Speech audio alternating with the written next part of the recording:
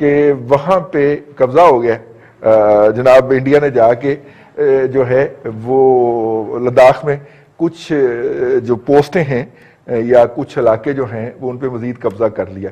इसके अलावा अक्साई चिन में भी घुस गई है जी इंडियन फौज। वहां पे कोई वैसे चाइनी नहीं बैठा हुआ था और उन्होंने जाके वहां पे भी झंडे गाड़ दिए।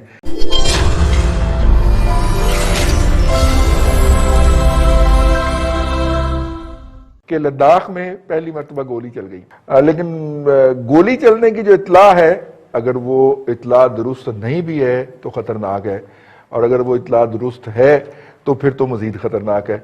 लेकिन जो एक दो वेबसाइट्स में पे मैं पहुंच पाया, वहां पे ये सजेस्ट किया जा रहा था कि गोली चल गई है, तो जो वो मुआहदा है 93 वाला वो ब्रेक हो गया है। अगर ये ब्रेक हो गया है तो सर बात तो बहुत, इसका मतलब है कि क्लैश की तरफ चली गई है। और अरुणाचल प्रदेश के बारे में चीनी वजीर खारजा का बयान भी आप पढ़ लें। उन्होंने कहा जी हम तो इसको इंडिया का हिस्सा ही नहीं मानते, ये तो तिब्बत का हिस्सा है और तिब्बत चाइना का हिस्सा, लिहाजा अरुणाचल प्रदेश भी हमारा है। तो वो जो चिकन नेक है उसके भी दबाए जाने का वक्त हुआ चाहता है।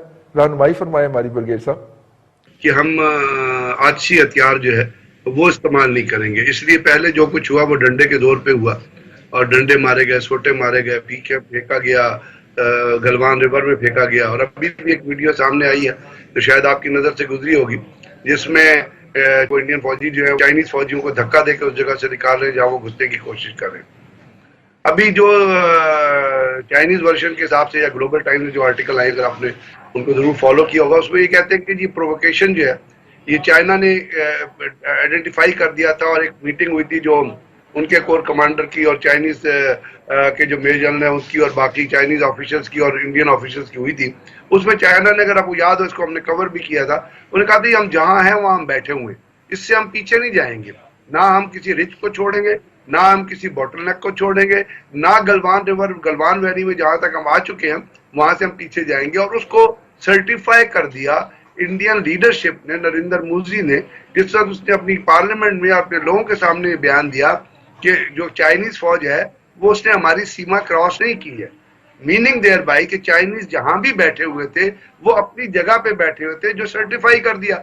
अब अगर उस जगह के ऊपर दोबारा इंडियंस जाने की कोशिश करेंगे तो चाइनीज का रिएक्शन क्या होगा? फिर डंडे तो नहीं होंगे, फिर तो उसके बाद राइफल का इस्तेमाल होगा। और राइफल का जब इस्तेमाल होगा उसमें भी जो वर्जन सामने आ रहा है वो 12 ये आ रहा है कि पहले जो पेट्रोल था, जो इनका जो पेट्रोल गया हुआ था उस टेरिटरी के अंदर, उन्होंने फायर किया है चाइनीज ट्रूप्स के ऊपर और चाइनीज ने उसको रिस्पॉन्ड किया है। अब जब गन का मुंह एक दफा खुल जाता है, राइफल का मुंह एक दफा खुल जाता है तो फिर बंद नहीं होता। और चाहे अभी जैसे रशिया में मीटिंग हो रही है जो चाइनीज इंडियन फॉरेन मिनिस्टर और चाइनीज के दरमियान हो रही है, उससे पहले चाइनीज लीडरशिप बयान दे चुकी है और उन्होंने कहा कि जी अगर इंडिया ने अपनी फौजों को विड्रॉ नहीं किया या आगे बढ़ने की कोशिश की तो we can enter into a war, हम एक जंग की सूरत हाल में जा सकते हैं। और साथ साथ उसने कश्मीर के ऊपर जो अपना दावा दायर किया है और जिसने उस तरह उसको क्लेम किया उस इलाके को जिसको वो कहते थे कि हमारा इलाका है, और वो भी रिएक्शन है कि इंडिया ने 73 एनएल करके कश्मीर का स्टेटस खत्म कर दिया। अब कश्मीर का जब स्टेटस खत्म हो गया तो पाकिस्तान भी उसको क्लेम कर सकता है, उस इलाके को चाइनीज भी क्लेम कर सकते हैं। इसी तरह अरुणाचल प्रदेश का इलाका बड़े अरसे से आपको पता है चाइनीज कह रहे थे कि ये हमारी टेरिटरी है और इसको हम इंडिया से लेके रहेंगे, जिस तरह हमने अक्सी चिन लिया है। अब ये चीजें जिस तरह बढ़ रही हैं, अगर रशिया में ये मीटिंग हो रही है तो मुझे नहीं लगता कि किसी डी एस्केलेशन प्रोसेस की तरफ जाएगी। लेकिन अगर ये डी एस्केलेशन प्रोसेस की तरफ ना भी गई तो ये उस खित्ते तक महदूद रहेगी, क्योंकि जो अमेरिका बेट दे रहा है इंडियंस को कि आप चाइनीज के खिलाफ खड़े हो जाएं, वो ये शय तो दे रहा है उनको, लेकिन अमेरिका के खुद हालात ऐसे नहीं है इस वक्त तक, क्योंकि उनके दो बड़े इंपॉर्टेंट प्रोसेस चल रहे हैं। एक तो अफगानिस्तान के अंदर जो वहां से पीस जो फोर्सेस का विड्रॉल होना है, आपको पता है वो किसी अभी तक कोई ऐसी नहज पे नहीं पहुंचा कि आप वहां से ट्रुप्स उठाएं और अमेरिका ले जाएं। और अगर वो अमेरिका वहां ट्रुप्स नहीं जाते हैं तो उसका पोलिटिकल फॉल आउट जो है वो ट्रंप की इलेक्शन के ऊपर आना है। बिल्कुल सही। जो चीज जो अहम चीज चल रही है वो है इंडिया अमेरिकन इलेक्शन। तो इस सिनेरियो में जो चीजें हैं वो मुझे लगता है कि वो रेस्ट्रिक्ट रहेंगी इंडिया और चाइना के दरमियान उसी खित्ते में जिसमें वो मौजूद है। उसके अंदर कोई जैसे लोग एंटिसिपेट कर रहे हैं कि जी we will enter into a war, कोई ऐसी मुझे नहीं नजर आता। Reading by the lines reading by the behaviour, जो बिहेवियर चाइनीज का है या इंडियंस का है या इवन साउथ चाइना सी में जो कुछ हुआ वो आपने देखा, तो उसके जरिए ये चीजें आगे चलेंगी। थोड़ी इसकी एस्केलेशन ऊपर बढ़ेगी, लेकिन वो एस्केलेशन उस सूरत में ऊपर बढ़ेगी जिस वक्त इंडियन जो है वो पंगा लेंगे। अगर वहां पे दोनों साइडों ने इस चीज को आगे रिजॉल्व नहीं किया तो हो सकता है हालात जो है वो इसी कन्फ्रंटेटिव स्टेज में रहे, किसी पीस की तरफ ना आए, लेकिन किसी बड़े अपना हादसे का, किसी बड़ी जंग का या किसी बड़े अपना किस्म की चीज का खतरा जो है वो फिलहाल नजर नहीं आता है। फिलहाल आपको बड़ी जंग का खतरा नजर नहीं आता। मुमताज भट्टी साहब से पूछ लेते हैं। भट्टी साहब, ब्रिगेड साहब तो कहते हैं कि बड़ी जंग का खतरा नजर नहीं आता।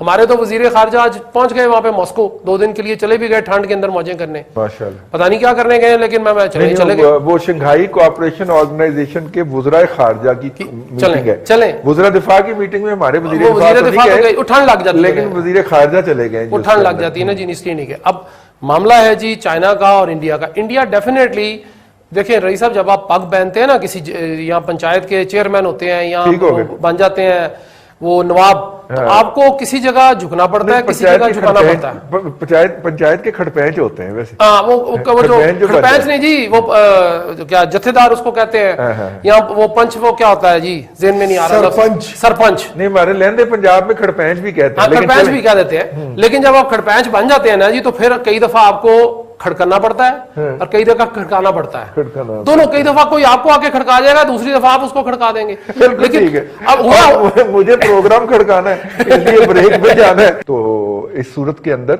जो है वहां पे भी हालात हैं, और पल्ली तरफ जो वो चिकन नेक वाला मसला है, साबिक मशरकी पाकिस्तान और मौजूदा बांग्लादेश से आगे अरुणाचल प्रदेश जो है, वहां पे भी अब कॉन्फ्लिक्ट ने सर निकाल लिया है और चाइनीज ने कह दिया कि हमारा इस पे क्लेम है।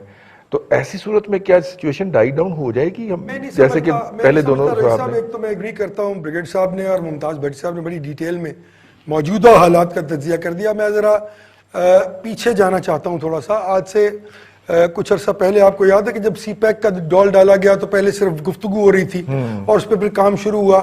मैं ये समझता हूं कि इस दिहाई के आखिर तक इंशाल्लाह चाइना जो है वो इस मुल्क, इस दुनिया की वाहिद सुपर पावर बनने जा रही है। वाहिद, लफ्ज वाहिद इज इंपॉर्टेंट बिकॉज जो financial economic constraints United states से फेस कर रहे हैं, being a commercial political economy, वो उनके लिए बड़ी अपहिल टास्क होगा और वो मेरा नहीं ख्याल कि कन्फ्रंट कर सकेंगे चाइना को through India to an extent के वो उनको उस मकसद में जो बहुत एक बड़ा उनका प्लान है, जिसको उन्होंने अब सीपैक की बजाय वन बेल्ट वन रोड कहना शुरू कर दिया है। सही। उस वन बेल्ट वन रोड पर रही सब जो सबसे इंपॉर्टेंट एस्पेक्ट है वो ये है कि सबसे पहली नजर उनकी जो है वो सार्क ममालिक पे है।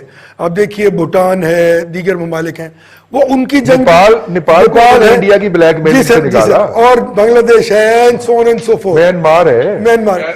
अब सबसे पहले तो उनको उनकी जंग लड़के वो तमाम रास्ते क्लियर कर रहे हैं जिसमें वो वन बेल्ट, म्यांमार, भूटान और श्रीलंका और Bangladesh and then so on to Pakistan and then so on so forth. अगर वो रशियन स्टेट्स में जा रहे हैं और फिर अफ्रीका में जाने का इरादा रखते हैं 57 कंट्रीज में, तो कोई उनसे ये पूछेगा भाई तुम्हारे अपने तो हमसाए में तुम्हारे साथ लोग नहीं है, तो सवाए जापान के मेरे ख्याल में वो सब कुछ पहले उस तरफ जाएंगे। और इस सार्क ममालिक में, जापान तो जरा दूर है, सबसे पहला उनका जो एम है वो ये है कि इन तमाम ममालिक को इतना कंसोलिडेट कर दिया जाए कि उस वन बेल्ट वन रोड पर वो उसके साथ वो कनेक्ट हो जाए। उसकी कनेक्टिविटी के लिए बेहद जरूरी है कि लद्दाख और ये तमाम इलाका उनके पास हो, क्योंकि अगर भूटान और वो अपने म्यांमार वगैरह जो है वो थ्रू लद्दाख पाकिस्तान के साथ कनेक्ट होते हैं। अगर वो कनेक्टिविटी नहीं होती तो दे आर रिडंडेंट, वो वहीं रुक जाएंगे।